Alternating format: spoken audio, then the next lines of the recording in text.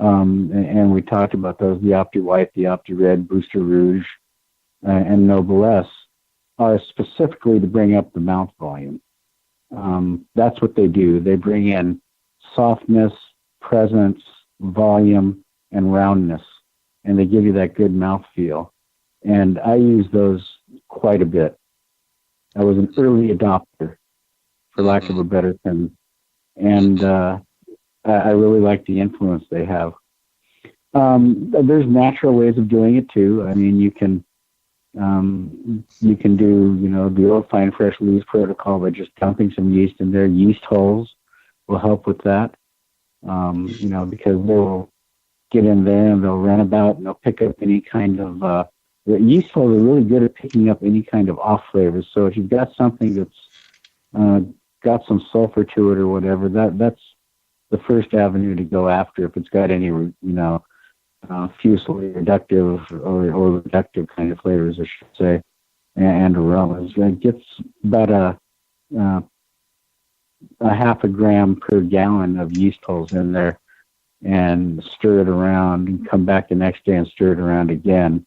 Not vigorously, because you don't want to, over-oxygenate your mead after you've racked it out of primary, but enough to get it up into the suspension and moving. And as it falls, it'll grab onto that stuff and attract it.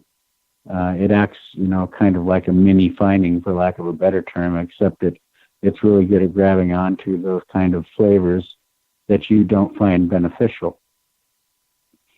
And, during fermentation, they provide nucleation points for,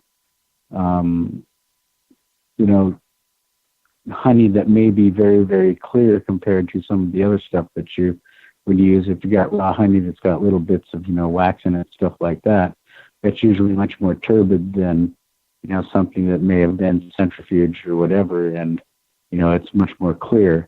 There are certain yeast, I should say, that do not do well in a highly clarified must. So by adding something into it, like the yeast holes, that gives your yeast a little bit better way to get out there and to start budding and producing alcohol and off-gassing and such, and gives the nucleation points within the meat itself a little place to start off-gassing. So, and it also, gives you a nice cleanness throughout the fermentation.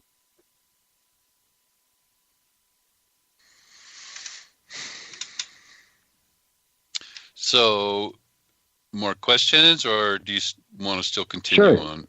Okay, sure, so yeah, so we've examined our honey. We've spent some time with it until we've picked out all the different nuances that we've come by, and then early in the process, we start to add some of the different pieces to support those different fractions that we found naturally in our honey. Let's go all the way now to where we think we're close to kind of being at the end of the massage, so to speak. I've found, so I've only been making mead for 3 years, but I've really been a tremendous student at studying and learning, and I think I've screamed up the learning curve quite quickly, and if you knew me, that's kind of who I am as a person. In any case, one of the things that I find is that almost everything I make... Ryan, you're going to have to start over. Pete dropped. I'm sorry. Okay. We'll wait till he gets back he's back now. Pete, you there? Whoopsie, sorry about that. Yeah, Pete doesn't like us anymore. He hung up on us. Yeah. I guess I should shut up then, huh? Yeah, right? Yeah, Ryan, you're boring the man. Right. Okay, the dog jumped off the couch and, my phone went flying, and I grabbed it, put my thumb right on the hang-up button. I was like, what the hell? Hey, at least you didn't. At least you didn't walk out the door and rip your headphones off your head and then break them, which is what Ryan did a couple weeks ago. I did that a couple weeks ago. I burnt my phone up the same night. Yeah, his phone got really hot. Yeah. So, wow. Pete, I've,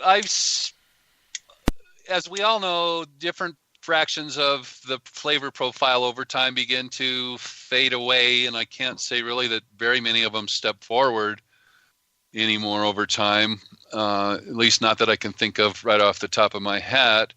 But I've found that almost every mead that I open now that I've made earlier, I taste it and I immediately go, I could have made this better by doing this and that. Part of what I think's going on there is that I'm learning better processes. I'm learning better. My palate's getting more refined, and so I think I'm just continuing to get better as a mead maker. But I also wonder. So this is my question that maybe many of our listeners are listening or maybe thinking of as well. I kind of feel like now that I don't want to bottle anything until it's bulk aged for a year. And the reason is, as we all know, I kind of look at our mead, and when we first make it, it goes through this, there's a cosign involved, and it's big sweeps from top to bottom, and sometimes just from 1 week to the next, or in 2 weeks' time, the mead has changed a bit. And then another 2 weeks later, it's like, wow, it's now on the top of the cosign, and 2 weeks ago it was on the bottom of the cosign. And then over time, that cosign, the fluctuations begin to get smaller and smaller until maybe at some point in time, just for the sake of our explanation here, we flatline. Right. So what do you think that we maybe really shouldn't be bottling if we have the ability to bulk age for, let's say, a year? Do you expect that that's going to give us more opportunity to tweak certainly it's going to give us more opportunity to tweak our final flavor profile? I'm always amazed that somebody just finished fermentation 3 weeks ago and they've already got it in a bottle. Because what they bottled's not going to be what they're drinking unless they drink it, young, and that's certainly fine. Do you want to just speak to that? Sure. I think bulk aging is a great thing. I'm a big fan. I'm a lazy bottler. I hate bottling. I hate putting stuff into bottles. And I bought an Enomatic a long time ago so that it would make that job easier. And I still don't like doing it because, you have to, clean all the bottles and wait for them to dry, and then you have somebody there to keep the bottles ordered for you. You have to have somebody on the other side to hand the bottles to and get them onto the corker and the whole bit. And if you're doing it yourself, forget it. You're going to be there all day. At least the way that I do it. I end up doing it that way because I kind of like to be real meticulous when I'm bottling. I don't want to introduce any contamination of any kind into it. So, the ability to have your stuff age in bulk is an important thing to me because, like you said, you're going to have changes. And don't forget, this is, part of a system that was a biological system. So it's not a mechanical system. It's going to go through changes. It's going to evolve over time. There's certain things that are going to come up, flavor profiles. Certain flavors are going to come up. Certain aromas are going to come up. Certain things are going to fade, just as you were talking about. And letting it bulk age is a good way of knowing when you finally put it in the bottle what you're putting in a bottle at times certain is stable, it's flavorful, it's got these signature kind of flavors. And then once it's bottled, it has its chance to do even more changing if you're using actual real corks or the synthetic corks that allow a small seepage of O2, so you can get controlled oxidation in there over time. If you're using caps, it's going to stay, pretty close to where it is, because they're a very firm seal. They're the most vacuum seal that you can get. And the place that I go, I ask the guys, I go, if you could have all of your guys send you bottles that are all, capped rather than corked, with the screw caps, would you do it? And they said, absolutely, because, the TCA claims a good percentage of the stuff that they get and the stuff that they ship over time. And so the ability to bulk age before you go into bottle, I think if you've got the space and you've got the time and you have the inclination, I think is a great thing. In the last 10 years, there have been tremendous jumps that are great steps forward for mead making. That takes some of the need for doing that out of the equation. John Talkington talks a lot about using bentonite in the must up front. I think that's a great idea. By the time you're coming into the end of primary, a lot of the stuff that you would be dealing with in secondary and waiting for it to settle is already settled out, and you've got something that's pretty close to very, very clear. And once you transfer into secondary, you can give it some time for it to settle out, stabilize it, make sure that everything's set. After you stabilize it, you can back sweeten and then filter and bottle. And I do like to filter if I'm going to be bottling in bulk. I use the little 2-stage filter setup I've got with my Enomatic. They call it the tandem. And you use 2 filters there, and it goes through one and through the other into the bottle filler and then off to the guy that's going to cork it for you. And when you've got it stabilized and clarified and, freshly out of the secondary that's had a chance to settle, I think you have if you've got a good sense of what it tastes like there, bottle aging does some pretty cool things. Bottle conditioning, I mean, let's look at champagne. That is a very bottle conditioning driven sparkling wine. I mean, they do the first fermentation. It's generally made up of,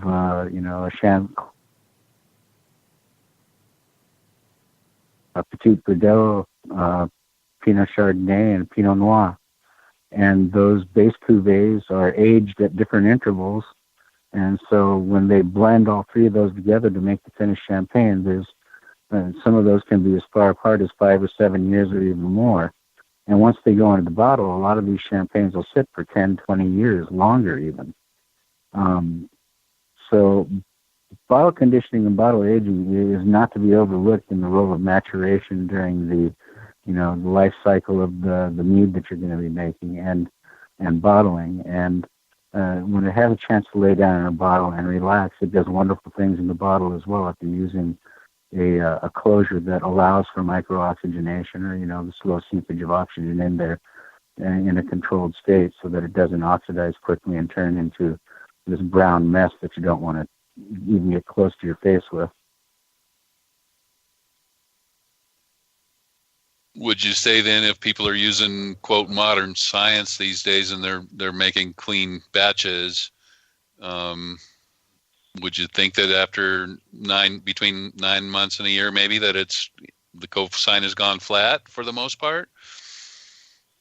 I would say so. I mean, even I would say it's going to be tremendously abbreviated because if your process and methodology is good for making the mead and you have a clean ferment, a good, strong, clean ferment at a controlled temperature that keeps the flavor profile that you're looking for in your mead as it ferments and as it finishes primary and goes into secondary and settling and then stabilizing, back sweetening and filtration, or if you're not going to back sweeten, just filtration and bottling.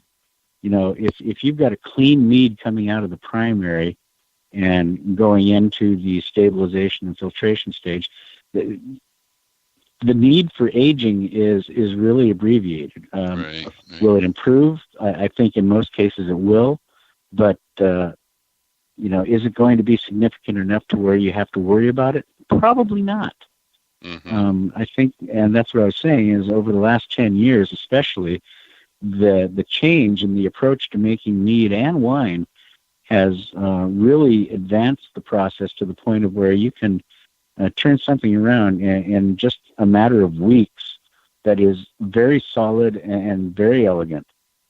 And it's, to me, it's just amazing to see all this. I talk about, when I first started making this stuff, my yeast choices were a brick of floor sherry, a brick of Bordeaux, a brick of Burgundy, or a brick of Sauterne yeast, or Chablis yeast. And by a brick, I mean like a 2.2, or I'm sorry, a a kg of yeast that's pressed together into like a little